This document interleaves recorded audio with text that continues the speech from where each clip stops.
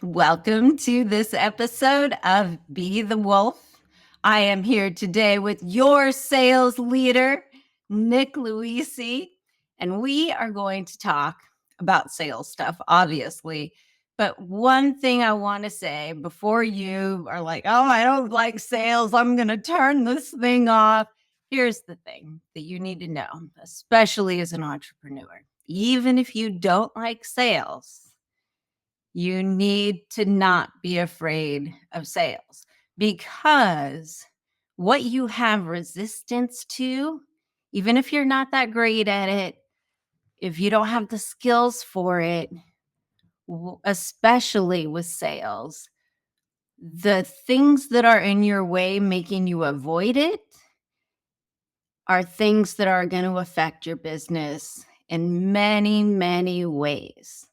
So, we're going to talk about the things that salespeople are told that they should do that maybe is not the best advice.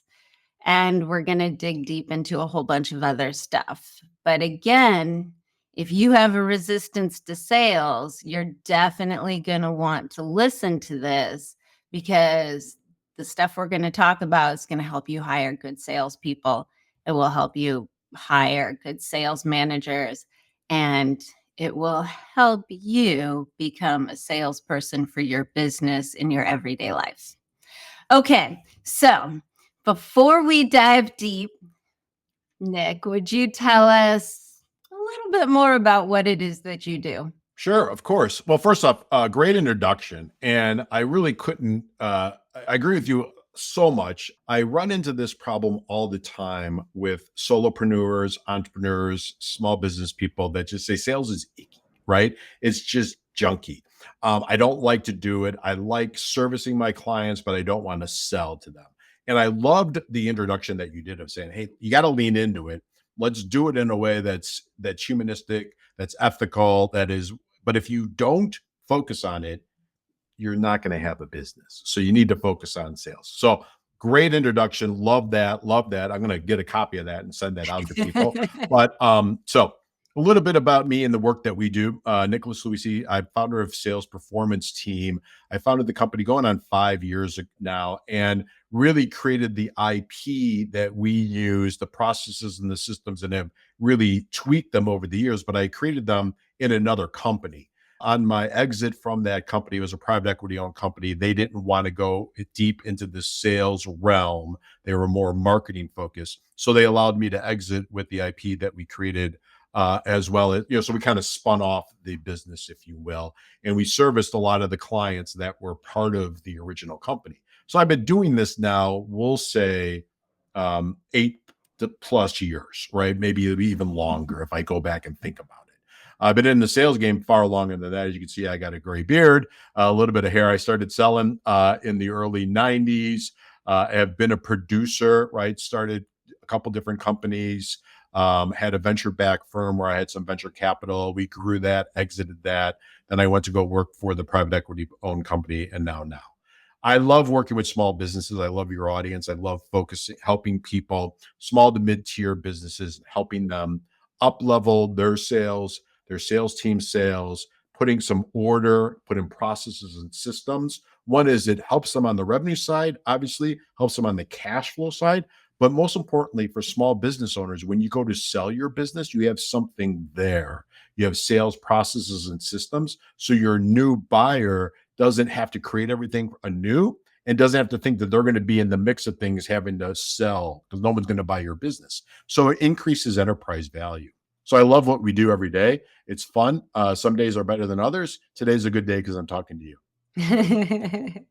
Awesome. You said one of the things that I read somewhere, I think in your bio, was that, and this is a total be the wolf thing, because being the wolf is really all about your authenticity and the fact that each one of us is a unique human.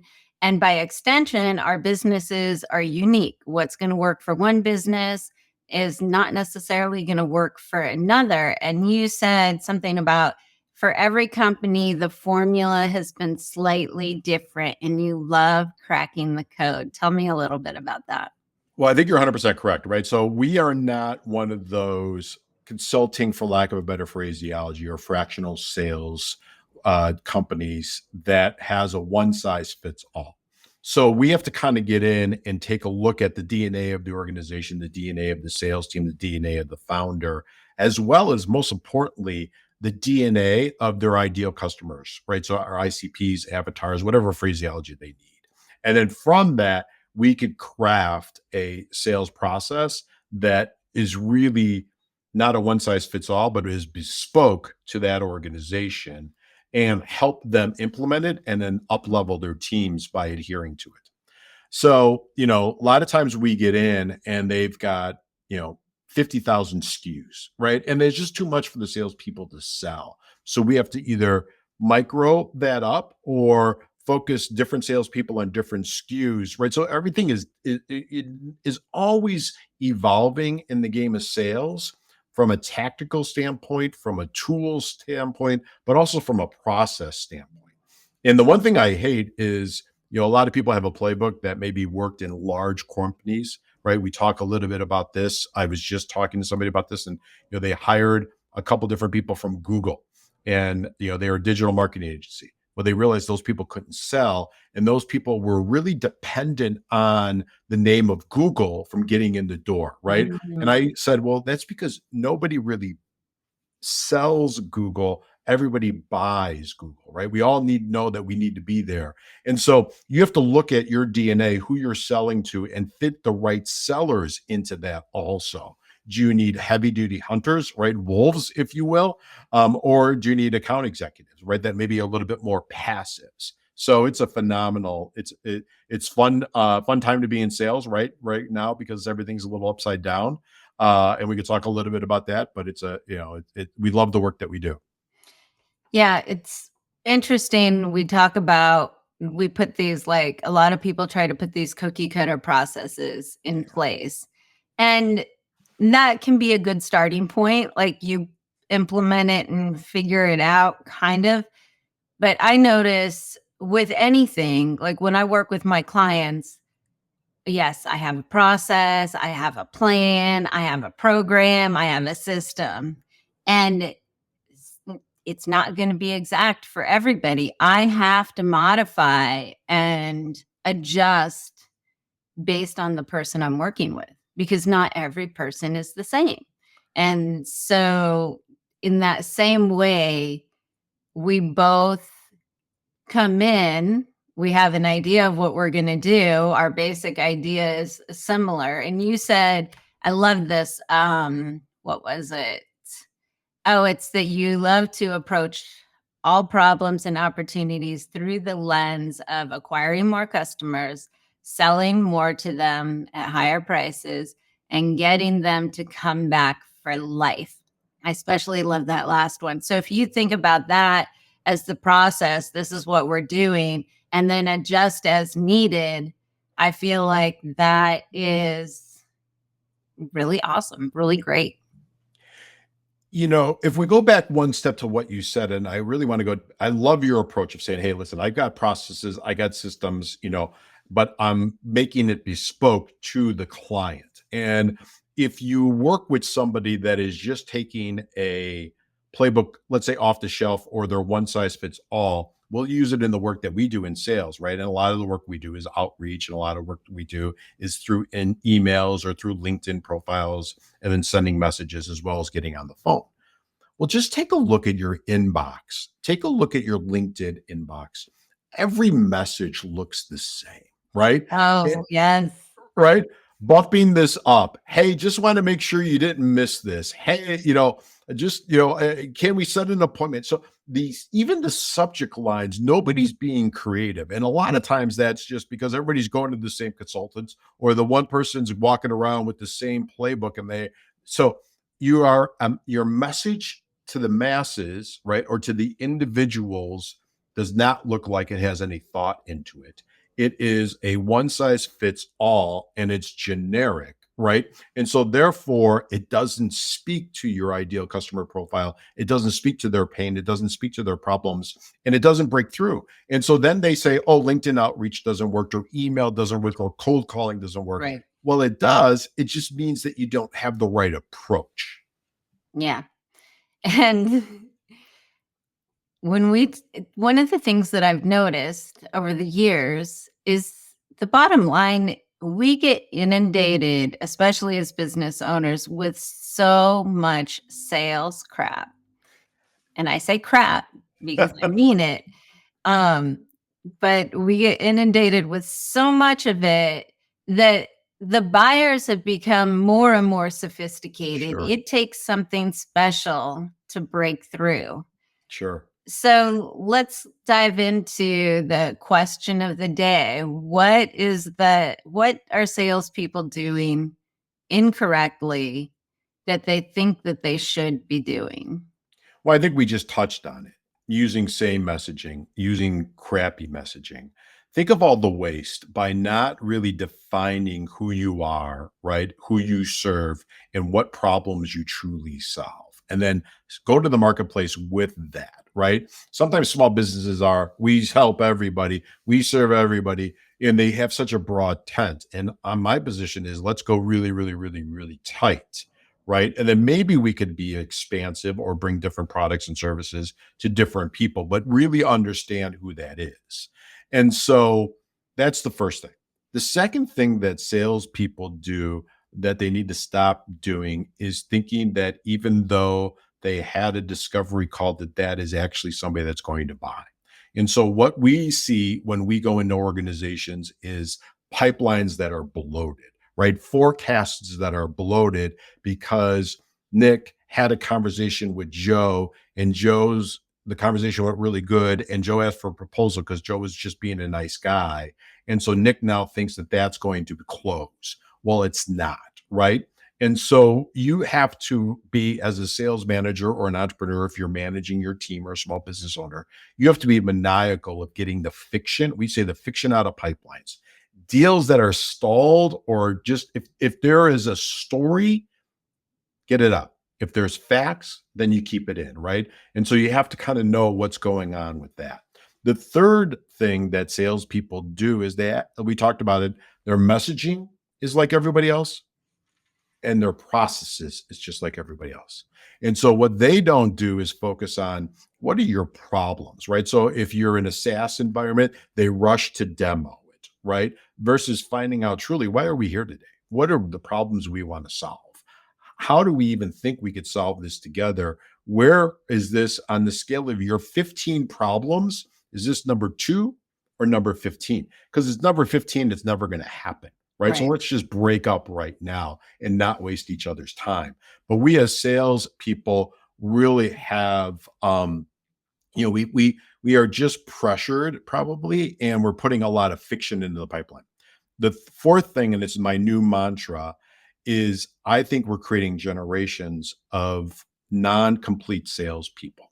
And what I Mm. mean by that is we're sitting around with a lot of salespeople that don't know how to prospect because we all rush to SDR models, right? Or appointment setters or that type of stuff. And so now we're losing that step and we're getting a lot of front end garbage leads, if you will, or garbage appointments. And then that we're carrying those through the process. I think you're get excited. So I'll let you jump Well, in. no, I'm just like looking at the marketing. How would you like to have 500 new leads in Yeah, your if I could, inbox and yeah. tomorrow? Yeah. I'm like, 500 new leads is probably 500 shit leads. Or 450 shit leads, right? Or And then do I have the 499. Yep. time to filter through all Yeah. of those Yeah. things? Like, All right. how is that gonna actually help me save time, make more money, do all of the things? Like, there's no qualifying. There's no like, are they even entrepreneurs?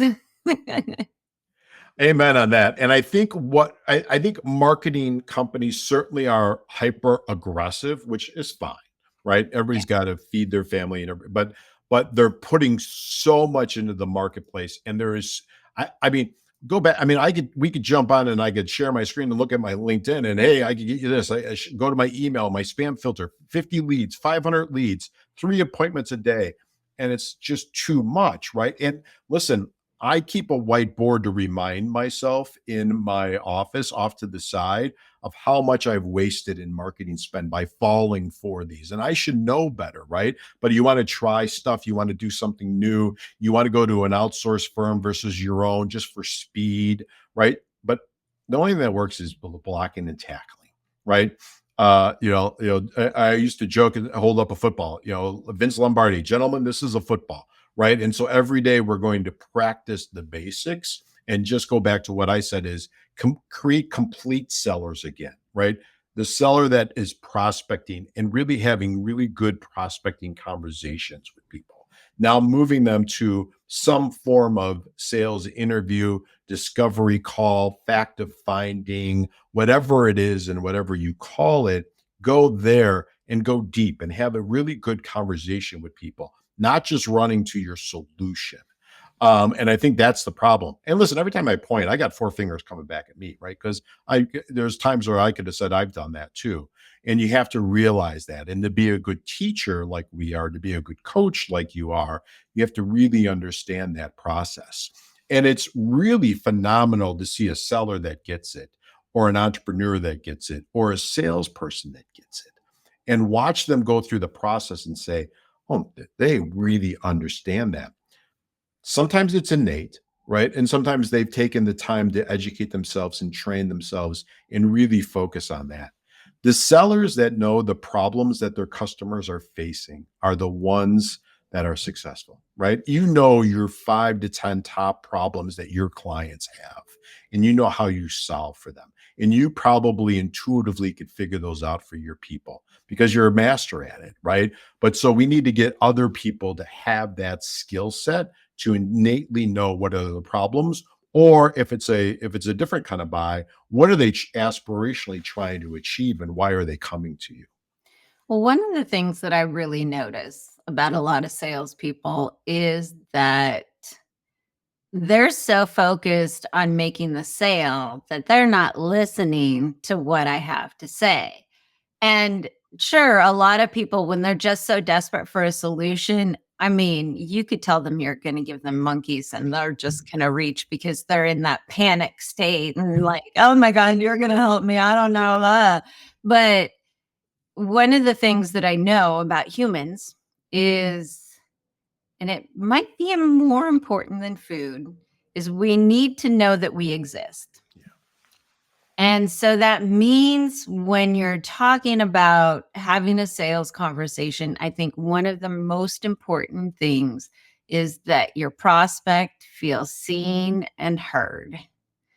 And if you're rushing to show, oh, this is what I got for you, and da da da da, da, and it's going to solve your problems, even though you haven't really listened to figure out exactly what their problems are, I think that's going to be one thing that's going to turn people off. And of course, that's when you get all the objections. Oh, let me just think about it, and Yeah. because you don't handle any of the objections when you're rushing to try and make the sale.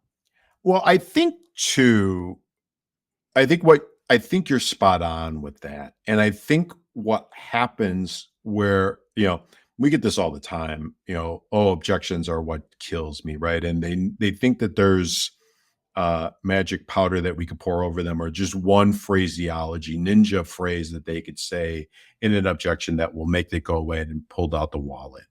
And I'm the firm believer that the objections really happen a lot in the upfront marketing, right? So you have to kind of take care of that Yeah. and take care of your conversations with the people. And I agree with you so much, right? If you think about the phenomenal business and sales conversations we've had, it's because of the fact that you actually felt that the person on the other end cared, thought about you, thoughtful of the solutions, and brought to you something that he or she thinks will solve your problem, right?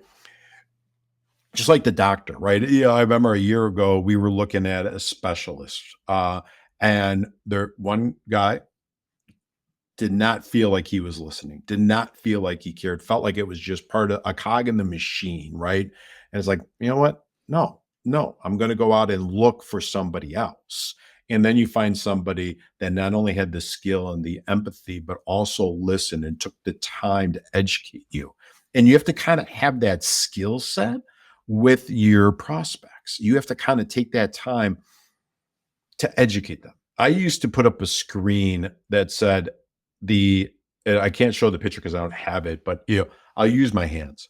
So the buyer's timeline is like this, and it's going to be messy, and it's going to go starts and stops, and because they have other stuff going on in their life.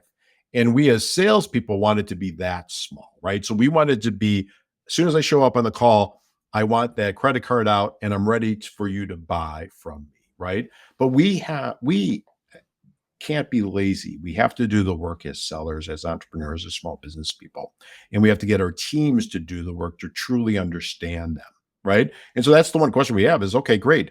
Nick wants to buy. What's the problem that he wants to solve? How big is the problem? How big on the scope of all the problems he has is it sitting on? And unless we know that, we're not going to move. We're not going to get the sale, right?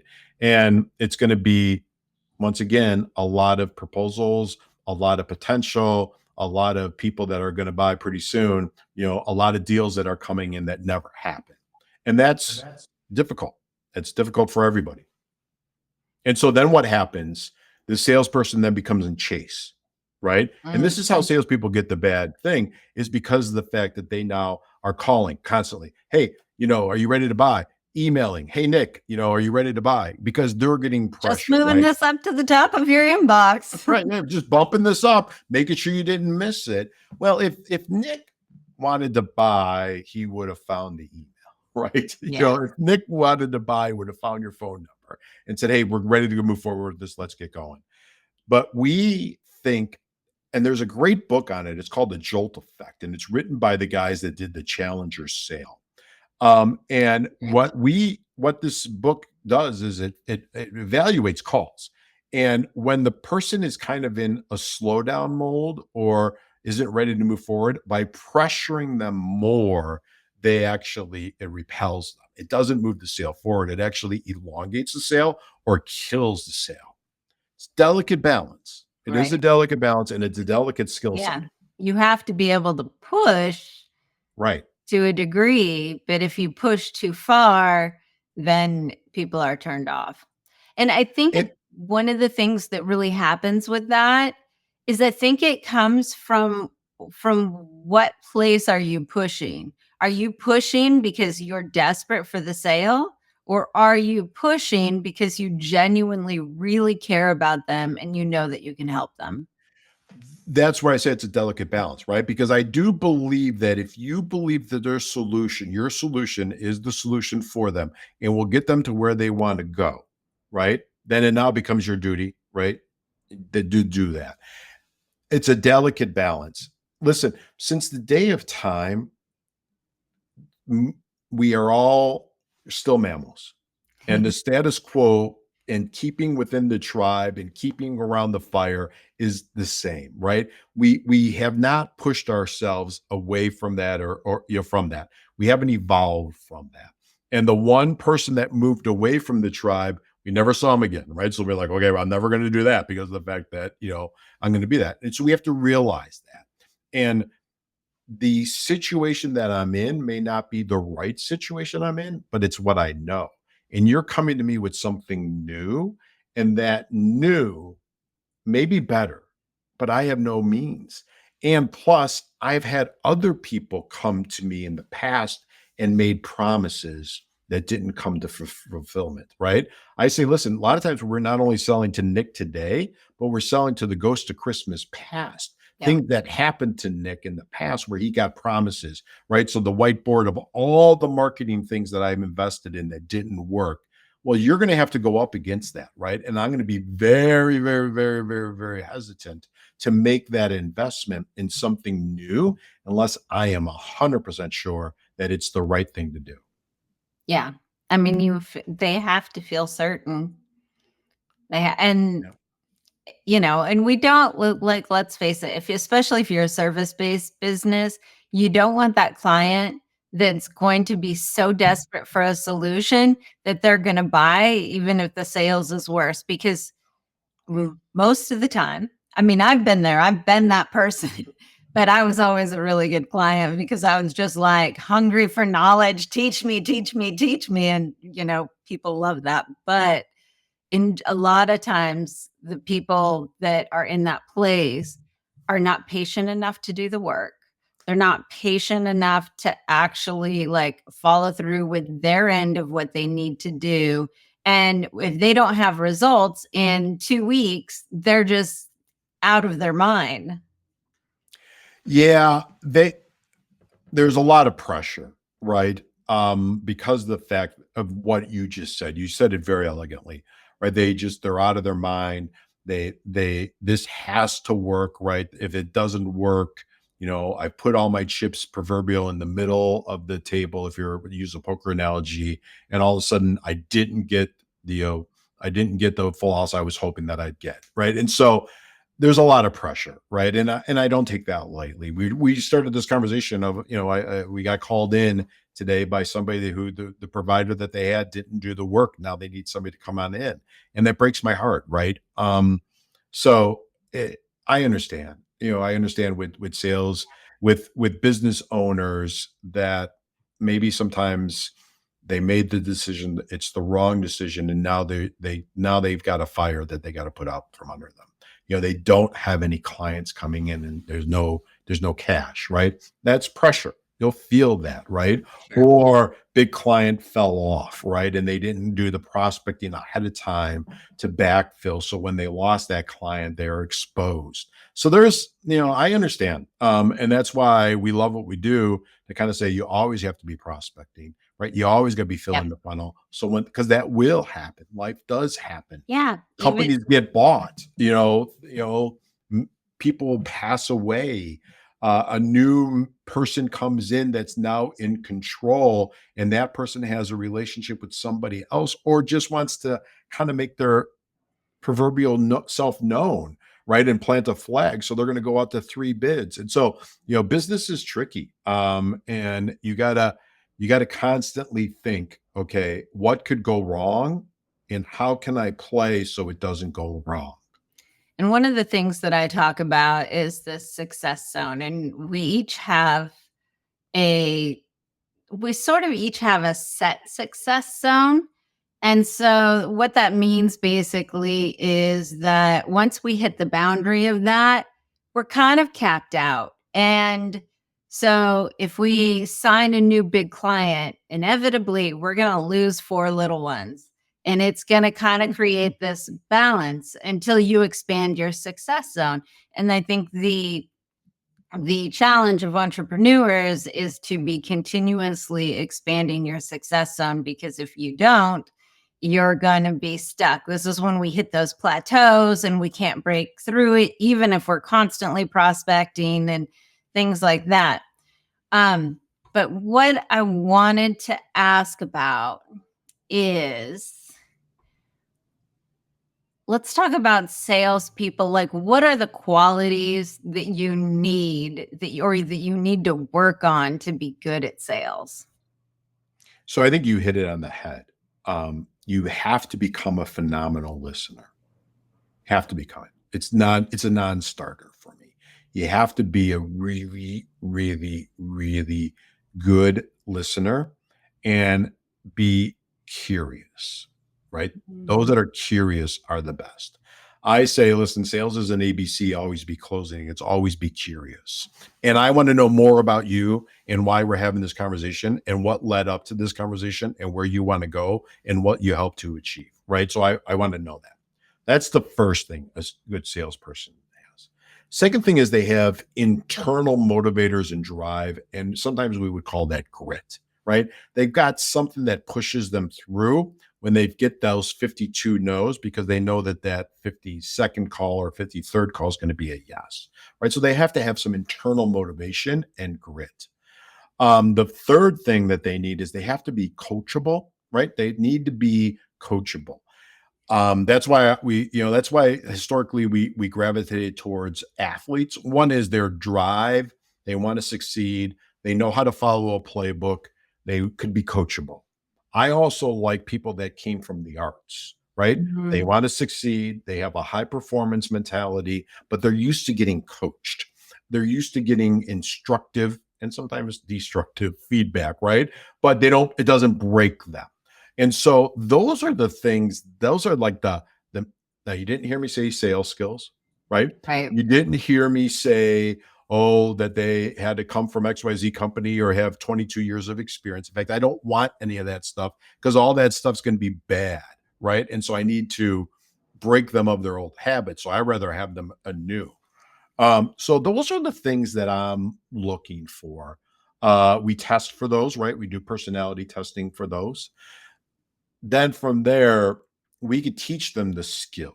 We could teach them the processes and the systems. If they're coachable, then we're going to make them better at it.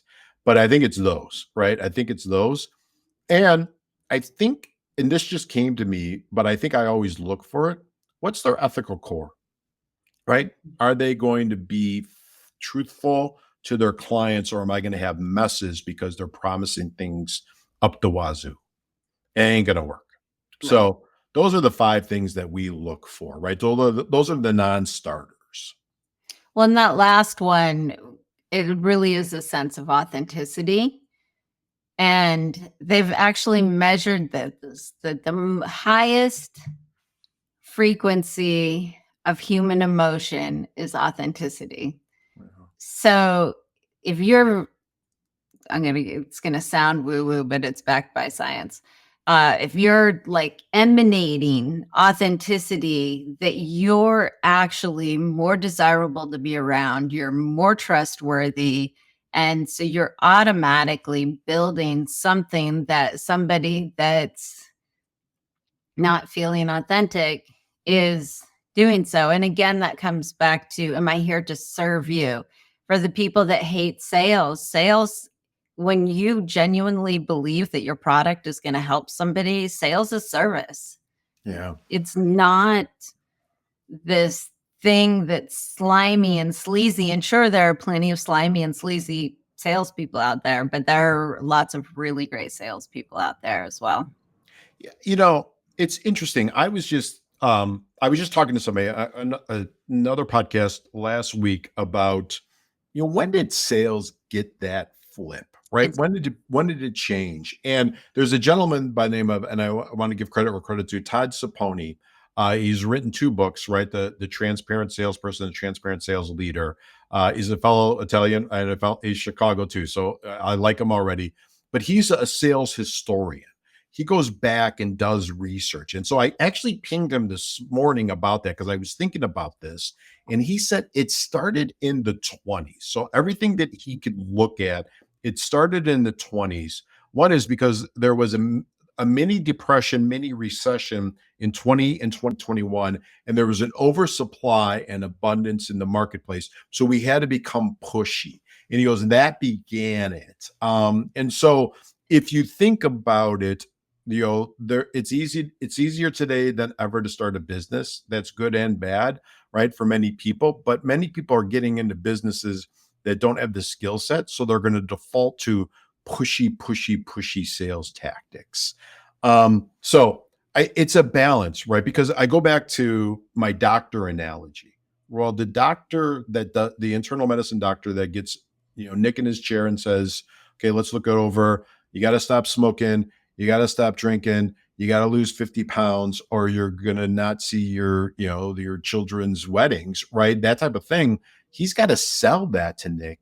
And when he gets Bob in his chair, who's the next person that has the same thing, he has to sell that too. But he's coming from an authenticity that you said. He knows that this is the right thing for the patient. So he has to be pushy, right? I don't think he's being sleazy. He is just saying these 3 things have to change. If not, we're going to have a really bad course of action.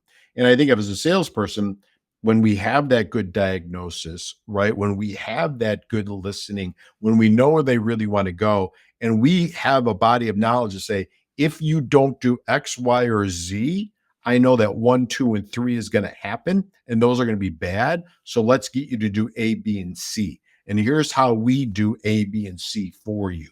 But it has to be something like that for people to understand it. It's interesting. I just thought, like, I wonder how much more effective doctors would be if they took sales training in Oh getting yeah, like deliver it a little bit better, right? right. Yeah. Because yeah, because the delivery is never like Oh, it's you never good. do It's this. never good. Like my doctor recently, my vitamin B was too high. Yeah. She's like, so stop taking anything with vitamin B. I'm like, fuck off. Right. I'm going to take my vitamin B, my B complex. I think, there is that, right? So so not everybody's perfect. Those that, and when we see it done well, it's beautiful and it's an art form and it gets us to change our behaviors or make decisions or buy products and services that in turn help us. But if it's done bad, then it gets that, oh, that was sleazy, right? That just didn't feel good. That wasn't coming from a place of exchange that we want the best for you. I just did not feel like that person had my best intentions at heart. So therefore, I'm not going to do business with him. Right. I remember one of my clients, she interviewed and talked to like, I don't know, 10, 15 coaches. And that's a lot of time out of her life. And she told me later that she's came with me. She's like, because I felt like you cared. Yeah. I thought you were going to go a different way. And so that's a good story, right? You think about the person that does 150 hours of their life that they invested in this. The other one I've always hated and I always get nervous about is they're like, oh, I tried this and it didn't work. I tried this and it didn't work. I worked with this person and it didn't work. I did this and it didn't work. Well, those four places were pretty good, right? I know them, right? So what's to say that we're not going to be the fifth one that, oh, I tried this and it didn't work. So you always want to know where they're coming from, right? Because of Right. the fact that I got to know how we're going to work together and if we're going to work together and what does that look like? Well, and that's one of the things too is like a lot of the clients I work with have tried lots of different things and nothing has worked for them. And that's because there's something going on at a deeper level within them. So, and I know I've been there. I remember when my business was struggling and I was like, I don't know what to do. Every coach I ever had was so like, I don't understand why this isn't working. You're so good at everything that you do. Like, why is this not working? But it was in here. I had some mindset Yeah. shit that was like not, it was not working for me.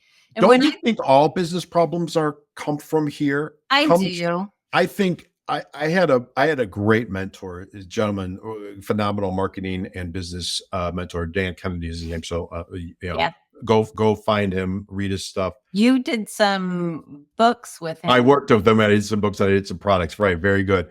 But he would say it's all mindset for entrepreneurs and small business owners. The problem is that nobody wants mindset work, right? right? And so we have to sell it as marketing advice, but you got to work on this. We have to sell it as sales advice or operational advice, but you have to go to them and say, listen, here's where we're having problems. We got to get you out of it, right?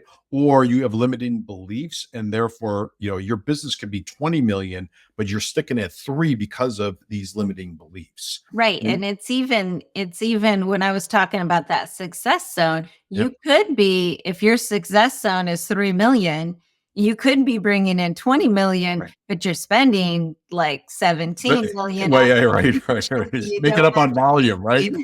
have. Right. Right. That's the dangerous thing. And that's, as business owners, we want to have that balance, right? Certainly we want to make investments, right? We want to buy products and services that will get us to where we need to go. And sometimes that feels like that's stretching us a little bit. Now we don't want to go crazy like the proverbial drunken sailor on leave, right? And spending all of our back pay. But we do have to make investments. But I do agree that you kind of have to watch the KPIs in the checkbook. Yeah. I want to talk about some of the things that I see that are holding salespeople back. But before we do that, I would love for you to share with us how to get in touch with you Oh, and buy your services. buy my services. Why I appreciate that. So, I think the easiest way is you could check us out at salesperformanceteam.com. And on that, you could get a hold of me. You could send me an email. You could send it to, info@salesperformanceteam.com. My team will watch that inbox. You could email me directly nick@salesperformanceteam.com. That gets messy because my inbox is just filled with client stuff. You could go to salesperformanceteam.com. And on that, you get a download of our book, right? You can buy my book. It's behind me on Amazon, but you get a free download of it and you get a copy of we produce a lot of content, right? We believe in sharing and giving a lot of good content. I heard somebody said this once is like, like people come to me and say, I want to help people, but you go and check them out and they have zero free content. So I produce a lot. We put a lot on YouTube. We're trying to get better at it. I produce a lot on LinkedIn, a lot of content. Like it, don't like it, that's fine. It's my gift to the world. So that starts the conversation with us, and we could come in and just talk about what's going on with them. We'd like to do an audit, right? So it's fact-based and it's best practice based, much like your zone of excellence. And we want to look at a number of components, right? 6 key components in driving the sales. And just from there, we kind of craft a plan. And then we implement the plan, or we give you the plan and say, hey, have at it. We wish you all the best if you don't want to work with us. But that's the best way to get a hold of us and what working together looks like. Okay, so everybody open up your browsers right now, unless you're driving, of course. So open up your browsers, and it's salesperformanceteam.com or salesperformanceteam.com, right? It's a little long, I know that, but that's how you get a hold of us. That's how you find us. Easy enough. Salesperformanceteam.com. And for the entrepreneurs out there who are struggling to grow their business, they have hitting plateaus, everything's yo-yoing up and down, I've got a free guide for you. It's the 3 secrets that the business gurus never talk about. You can only get this information through me. And you can do that at bethewolfgift.com. So hopefully you have your browsers open already with salesperformanceteam.com, and also type in bethewolfgift.com. So I want to talk about some of the things that I think hold salespeople back. And you said it in our pre-conversation, people pleasers. Yep. That's a big one. Yep. And one of the things about being a people pleaser is that it's really difficult for you to sit through somebody feeling uncomfortable as a people pleaser. And a lot of times when people are getting ready to make these big investments, it's uncomfortable for them because they have to sit there and face their fears. They're like, is this a good idea? I don't know. What if I don't make enough money next month? Like, they're in this place of a lot of times, what am I going to lose? They're not in the mindset often of thinking about what they're going to gain. Often they're in the mindset of what am I going to lose? And so it's so important to be able to sit neutrally through their uncomfortableness. And a lot of times when you tend to be a people pleaser, it's hard for you to stay neutral. And so you subconsciously try and say something to make them feel better, but they need to actually understand where they are in their situation for them to make the best decision for themselves. So I think that's a big one. I don't think I could say it any better than that. That was like the best explanation I've ever heard from that. I'm gonna put that in our learning management system about that. You're absolutely right. So the word, whenever I hear somebody said, "Oh, I like people," right? I'm like, first off, when I have young people, I say never say that in a sales interview again. I'll give you the benefit of the doubt, but never say that again. Because if they're coming from I want to please everyone, they are not going to do exactly what you said. They are not going to allow the person to sit in that uncomfortable situation to make the change. And therefore, they're going to want to rescue them. They're going to want to make them feel easy, or they're going to get nervous themselves. I mean, I'm fine with silence, because one is I gotta allow you the full process to go through and think it through, right? And some people may think it through for a long time, and I'm okay with that. And so, my mind is pretty active. I'll keep myself busy while you're thinking. I'm okay with that. So I think that's the first thing, right? Second thing that really is what makes for a bad salesperson, I think, is what we're trying to solve. Is one is that person that has no moral compass, will say whatever they possibly can say to get the deal, and they think that's what they want to do. The third thing is, and it happened. Listen, I grew up in it. I maybe embarked on it too. Is there was a bro culture in sales, right? I think that we have to get rid of. I actually think females make a better salesperson, just because of the fact that they're better, they're empathetic. They also have a higher sense of knowing when people are BSing them, right? There's innateness in that. And so I think they're just better as salespeople. And the fourth thing is that they not only don't they have an internal compass, but they have no internal motivation, right? And they just and listen, they were 3 years ago in sales, it was being an order taker, right? They just, it was easy. You got people on the phone and they said yes, and you processed it. Now you got to work for it. So they need that internal motivation. They need that drive, and they need to really kind of take the bull by the horns and move the sale through and invest in themselves. As an entrepreneur, they need to invest in coaching like you provide. And as a salesperson, they need to invest in themselves. And it may be just taking advantage of the resources that their companies provide to them, right? It may be that there's all this great learning and there's just great sources, and they just spend time with that. Or if they're an entrepreneur, they go out and find really good people like you to say, I've got some blocks. I'm not growing. I'm frustrated because of the fact that I think I have a $5 million business and I'm lamenting at 1 million. Or the other way is I got $1 million business and I can't get above $100,000. I got to go get a job. But Right. now we got a really good entrepreneur that just needed somebody like you that just could see, let's tweak this, let's do this, let's focus on this to get them to the next level. I think that's the critical thing, right? That always be curious and always be learning, always be just trying to figure out, Nick said this and it worked. And I listened to Nick's calls. I listened to 5 of them. And every time somebody said this, he said this. So therefore, I'm going to use that and try that. But I'm also going to go and say, Nick, why do you say that? What's the Yep. motivation for that? So I think it's all those. Yeah, I think that's key, is to understand the motivation behind it, because when you understand the motivation, why you're saying it, I think that's why people screw up with scripts. A script can be fine. If you don't understand why you're Yep. saying or asking those questions, Yep.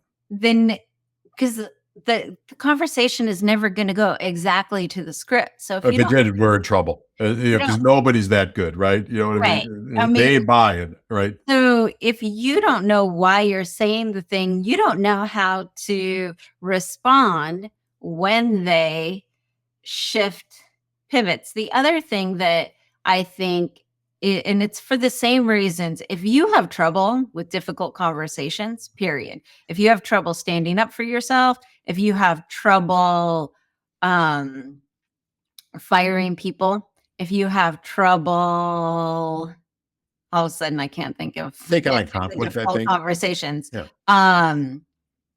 Confrontation and avoidant conflict, I think, is the bit, or avoiding conflict. Like if you have trouble with any of those things, and it's for the same reason, that's you're not doing those things because you feel emotionally uncomfortable, and you have to be able to challenge somebody to look at what's going on in their business, in their internal, whatever it is, so that they can see what the problem really is. And like you're just asking questions to get deeper Sure. so that you can understand what the problem is. But it also helps them to understand more deeply what the problem is. And it's not necessarily going to be comfortable. And so again, I think it's really important, if you have trouble with difficult conversations, you need to work through that so that you can be a better salesperson. Yeah, I think that's the key, right? There was I had a sales trainer, educator, really good guy especially in the coaching space. His name is Eli Wild. Oh, yeah, I love Eli. The best, right? And he said so many really, really smart things. But one of the things he says, you just got to be comfortable with uncomfortable conversations, Yeah. right? And realize that that's how you get people to move. And certainly better looking than I am and said it much more elegant than I did. But it's just really, really smart guy. I like giving credit where credit is due. I think that's extremely important. So yeah, I think those are the things that you look for in a salesperson. Once again, none of it is that they sold for 12 years, right? That they, Yeah. none of it is that. It's just how are they holistically as a person. And where I get bad salespeople is I get somebody that isn't one of those five that we talked about, right? They're a people pleaser. Well, they're not going to be successful. They have no moral compass. They have no drive to get them through to the hard stuff. They are not comfortable with uncomfortable conversations, right? Forget it. Forget it. That's just you and I are gonna be frustrated if we say let's hire this person 3 months from now. We're gonna like, why do we do this? Right. And Mhm. that's, I think a lot of times bad hires happen because we fall in love with them. And listen, nobody's better than salespeople at interviewing for jobs, right? Oh, Oh my yeah. God. They are, and the business owner gets excited. He's like, I found a stud. Goes back to the first story that we talked about. The business owner that hired those people from Google thought he hit a home run. He did not know 6 months after that we would be talking in like these people can't sell, right? And it doesn't mean that they're bad salespeople, it just means it was the bad environment for them to sell. So it's an interesting world that we live in. True. And I think we could probably talk for a lot longer, Oh, it's been a joy. but I Yeah. think it's time to wind this up. Is there any last words that you'd like to leave the audience with? So, one is thank you. Thank you for all that you do. Thank you for all you do for entrepreneurs and small business owners. The work you do is phenomenal. I think those that choose to be authentic in who they are will look at themselves in the mirror and not have to hide behind a mask that they think they need to be. Right. So when we have authentic conversations with our significant others and we are authentic with who we are and how the marketplace finds us and gravitates towards us. And that has to be part of what we do. So thank you for that. Hopefully you got some value out of this if you're listening or you're watching on YouTube. If you have a sales problem, we'd love to have a conversation with you. If not, I wish you all the best. Being an entrepreneur, you are the driver of local business, local economies. You are the most important person. And many times you don't get celebrated on the CNBCs of the world and the Wall Streets and all that. But I'm a champion for you. So thank you. Awesome. And again, that's salesperformanceteam.com. And if you want my free gift, that's bethewolf.com. And remember, everybody, when you unleash the power of you, humanity evolves. We'll see you all next time on Be the Wolf. Bye, everyone.